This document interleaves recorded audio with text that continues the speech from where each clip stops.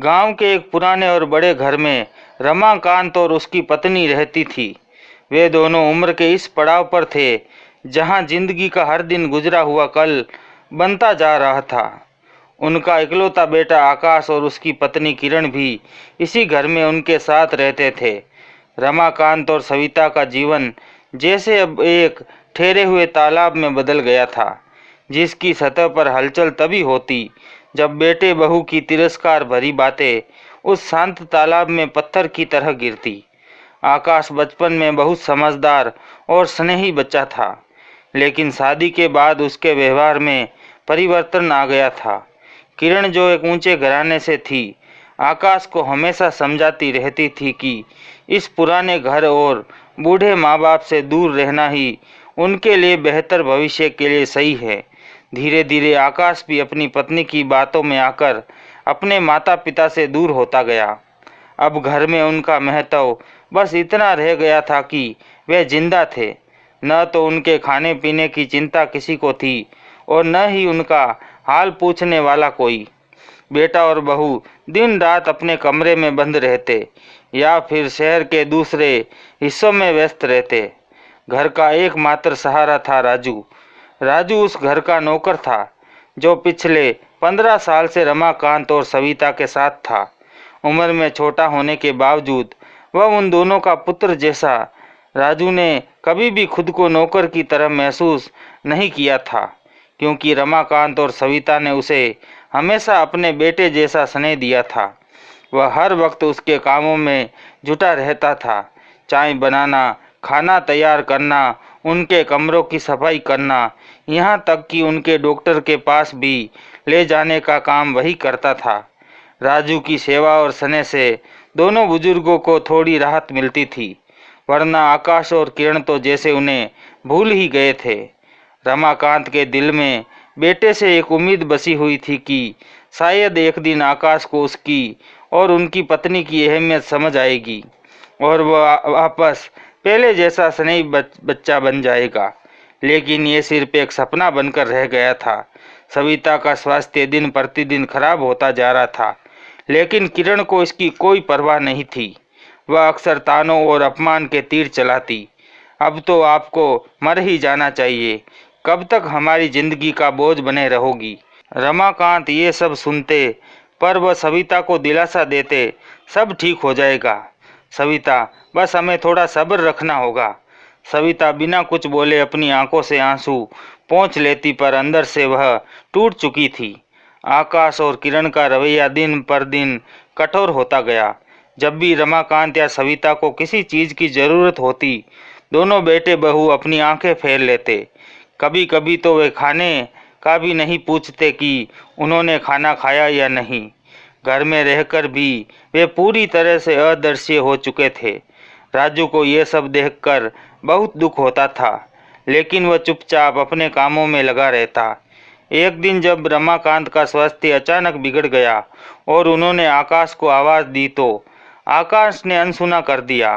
किरण ने भी कोई ध्यान नहीं दिया। वे दोनों अपने जीवन में इतने मग्न थे कि रमाकांत की तबीयत की परवाह करना भी उनकी प्राथमिकताओं में नहीं था।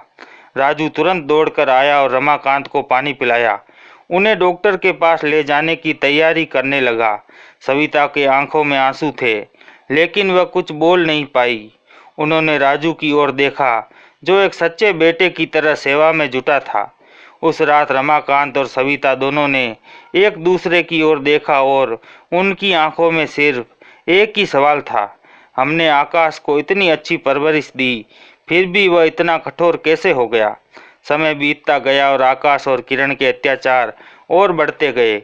उन्होंने बुजुर्गों की मानसिकता और भावनात्मक रूप से इतना परेशान कर दिया था कि उनकी सहन शक्ति की सीमा खत्म होती जा रही थी। एक दिन किरण ने रमाकांत और सविता के कमरे में आकर कहा, अब तो आप दोनों को अपने लिए अलग व्यवस्था करनी चाहिए। अब हम हमेशा आपकी सेवा नहीं कर सकते। इस घर में हमारी भी कुछ जगह है, और वैसे भी आप लोगों की वजह से हमारा खर्चा बढ़ रहा है। आकाश भी वहाँ खड़ा था, पर उसने कुछ नहीं कहा। वह केवल सिर झुकाए खड़ा रहा, जैसे कि उसके अंदर अब कोई भावना नहीं बची हो। रमाकांत का सब्र का बांध दिन बर दिन टूटता गया। उनकी आंखों में आंसू आ गए और उन्होंने सविता की ओर देखा। फिर वह सीधे अपने कमरे में गए और एक डायरी निकाली जिसमें उन्होंने सालों पहले कुछ नोट रखे थे। वे चुपचाप बैठकर उस डायरी को देखते रहे और फिर उन्होंने राजू को बुलाया।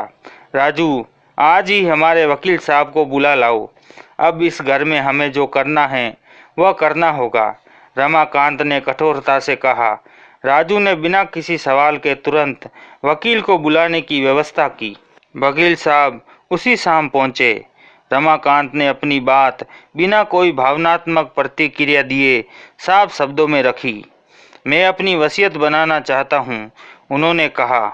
वकील साहब ने रमाकांत की आंखों में एक अजीब सी चमक देखी जो पिछले कुछ महीनों से गायब थी।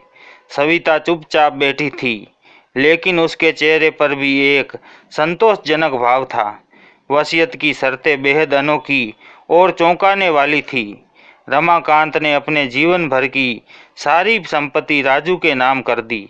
उन्होंने कहा, राजू ही वह इंसान है जिसने हमारी सेवा की है, हमारे दुख में साथ दिया है। मेरा बेटा आकाश अब मेरा बेटा नहीं रहा। इस घर का हकदार अब राजू होगा। वकील ने वसीयत तैयार की और रमाकांत ने उस पर हस्ताक्षर कर दिए। जब वसीयत तैयार हो गई तो वकील ने रमाकांत को आश्वासन दिया कि ये पूरी तरह से कानूनी रूप से मान्य है। अगले दिन आकाश और किरण को जब वसीयत की बात का पता चला तो उनके होश उड़ गए। आकाश चिल्लाते हुए रमाकांत के पास आया। बाबूजी, आप ऐसा कैसे कर सकते हैं? ये राजू तो सिर्फ एक नौकर हैं और मैं आपका बेटा हूँ। आप सारी संपत्ति उसे कैसे दे सकते हैं? किरण भी बहुत गुस्से में थी। आप लोग पागल हो गए हैं क्या? ये एक नौकर हैं, सब कुछ देने का क्या मतलब? रमाकांत शांतिपूर्वक बोले, बेटा, जब तुमने हमें छोड़ दिया तभी हमने भी तुमसे उम्मीदें छोड़ दी। तुमने हमें बेटे की तरह नहीं समझा तो हमें भी तुम्हें बेटे की तरह समझने का कोई कारण नहीं मिला। आकाश और किरण के चेहरे पर पछतावे का भाव था, लेकिन अब बहुत देर हो चुकी थी। वसीयत बन चुकी थी और रमाकांत और सविता ने अपने जीवन का सबसे बड़ा फैसला लिया था। वसीयत के बारे में जानकर आकाश और किरण बुरी तरह से हताश हो गए। आकाश के मन में पिता के प्रति एक गहरी नाराजगी और गुस्सा भर गया था। वह खुद को ठगा हुआ महसूस कर रहा था, जैसे कि उसके माता पिता ने उसकी पूरी जिंदगी की मेहनत पर पानी फेर दिया हो। किरण की हालात भी कोई अलग नहीं थी। दोनों ने कभी सपने में भी नहीं सोचा था कि उनके अपने माता पिता उनकी जगह एक नौकर को अपनी संपत्ति का वारिस बना देंगे। किरण ने आकाश को उकसाते हुए कहा, तुम्हारे बाबूजी अब समझदारी खो चुके हैं। हमें इस वसीयत को कोर्ट में चुनौती देनी होगी। ये सब नौकर की चाल है। आकाश ने सहमति में सिर हिलाया और तय किया कि वे इस वसीयत के खिलाफ कानूनी कार्रवाई करेंगे। लेकिन उनके अंदर कहीं गहराई में एक भावना उभर रही थी जो उन्हें कचोट रही थी। क्या सचमुच ये उनकी गलती थी? क्या वे अपने माता पिता को उचित सम्मान और स्नेह दे पाए? किरण ने तो केवल संपत्ति और पैसे के लिए ये लड़ाई शुरू की थी, लेकिन आकाश के मन में कुछ और चल रहा था। वह रात को सो नहीं पाया। माँ बाप की अनदेखी का ख्याल उसके दिमाग में घूमता रहा। उसे याद आया कि बचपन में बाबूजी उसे हर रोज़ स्कूल छोड़ने जाते थे और माँ ने उनके लिए कितनी बार रातों को जागकर पढ़ाई में मदद की है। उसने धीरे धीरे ये मानना शुरू कर दिया कि शायद उसने से ही गलती हो गई थी। किरण की जिद और उसकी अपनी अंदरूनी बेचैनी के बीच आकाश का मन फंस चुका था।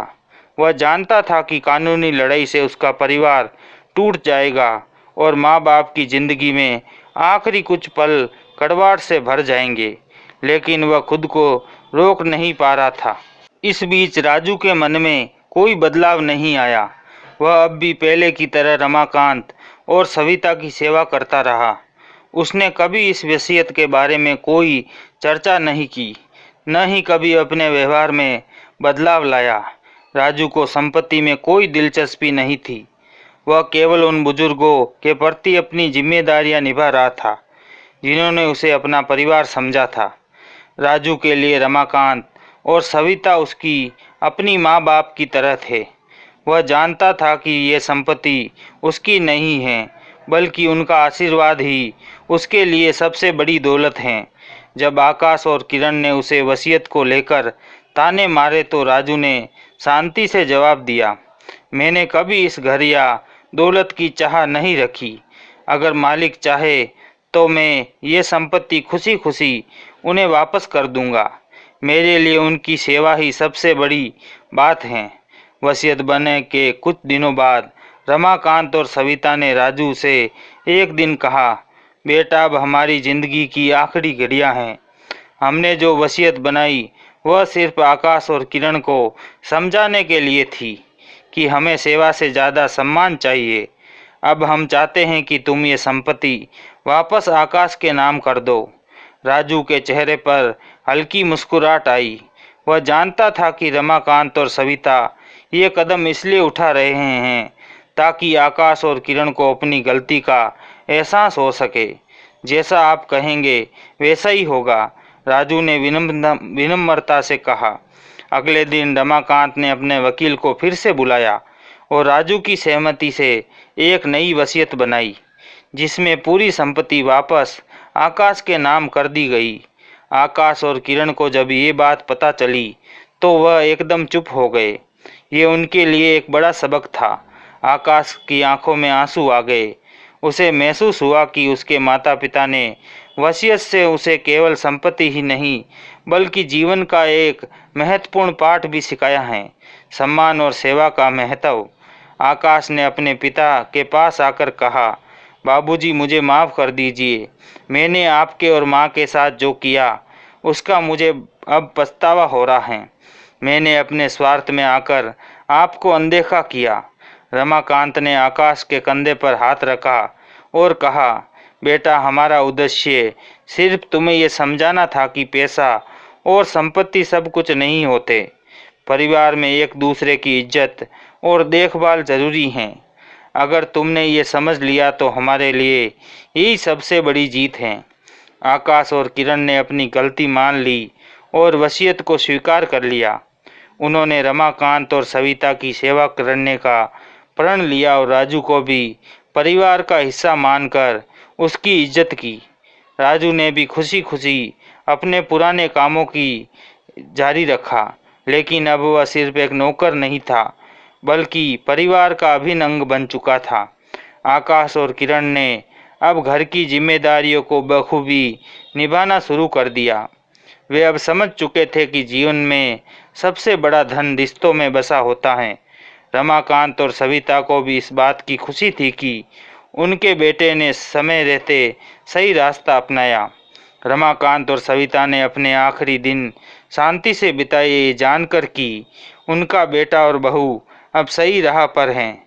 वे जानते थे कि उनकी संपत्ति और परिवार दोनों सुरक्षित हाथों में हैं। राजू का समर्पण और आकाश का पछतावा दोनों ने इस कहानी को एक सुखद अंत तक पहुंचाया, जहां धन संपत्ति और अधिकार की लड़ाई के ऊपर प्रेम, सम्मान और सेवा की जीत हुई।